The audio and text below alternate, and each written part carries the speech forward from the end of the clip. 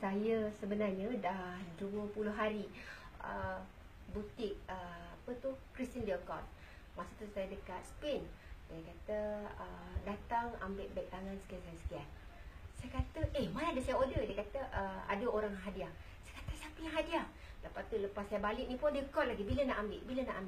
Saya ingat kan, main-main. Rupanya betul. Jadi, saya pun nak ambil lah beg tu. Saya bukannya nak menunjuk ya, tapi sebab saya bukan beli. Saya, peminat misteri tu pada saya bersedekah pada orang yang tak betul kot. Baik bagi dekat orang tahfiz ke orang miskin, saya rasa lebih baik. Tak tahulah niat dia apa. Saya dapat beg ni dia, Christian Dior. Sekejap. Christian Dior, ni bagnya. Okay. Lepas tu dia bagi saya satu dompet. Okay.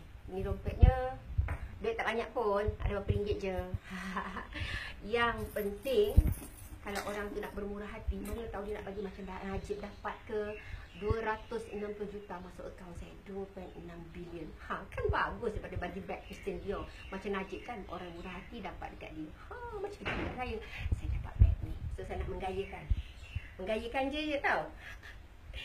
Tapi jangan tak tahu, saya nak tunjukkan saya punya dapur kayu. Mari gini. Nampak je diva, saya masak dapur kayu. Dapur ni dekat dalam taman. Ini periuk saya, periuk belanga saya. Saya ni suka kat dapur. Saya nak tunjuk, ini dapur gas saya kalau sebab function kan. Ini dapur kayu saya.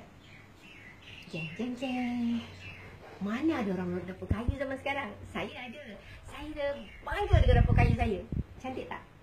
Ini dia. Tengok, saya masak.